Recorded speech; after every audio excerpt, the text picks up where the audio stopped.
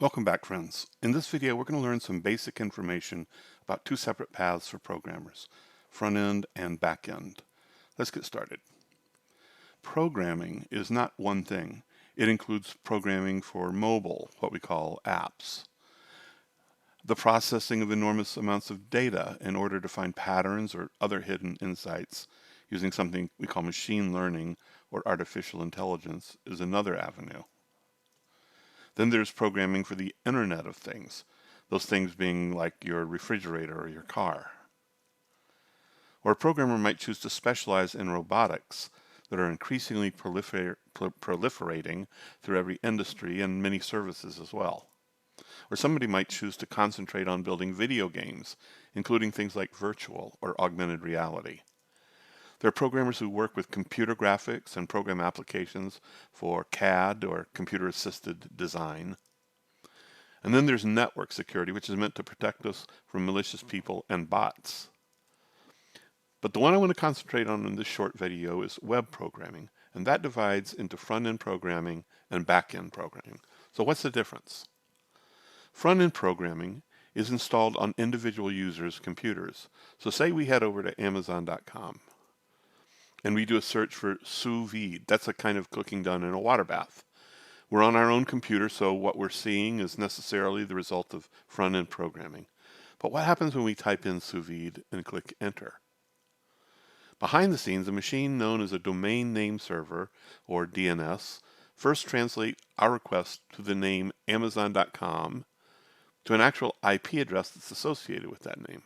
An IP, or Internet Protocol address, is a long series of numbers separated by dots. It has to be long since every Internet-connected device has to have its own unique IP address.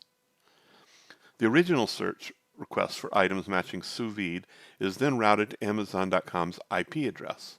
Connected to that IP address is a server whose job it is to process requests. So the backend server provides a series of possible requests it can handle through something called an application programming interface, or as it's always abbreviated to, API.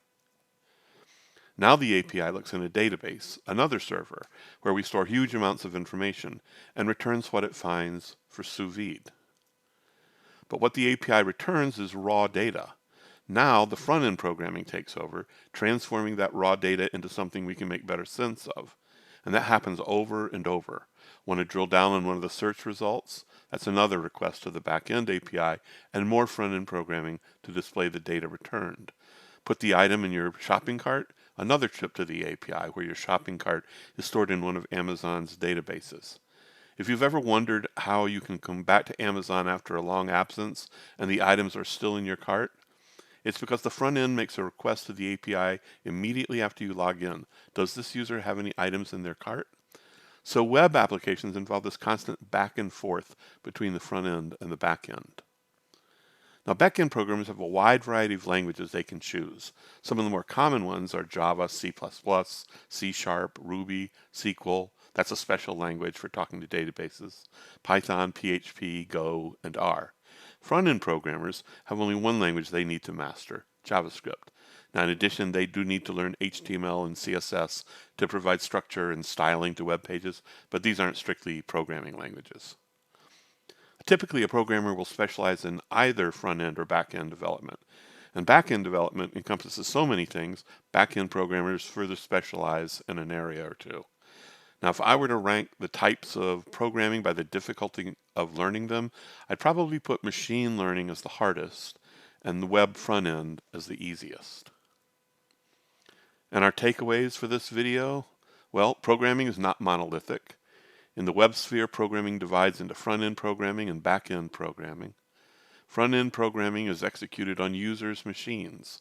Front-end code often makes requests of back-end servers via an API. Back-end servers provide data in response to these requests, and that data is then transformed into something that's meaningful and useful to the user.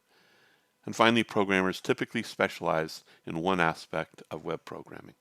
So I hope that gave you a little bit better understanding about how different areas of programming work, and I will see you in the next video.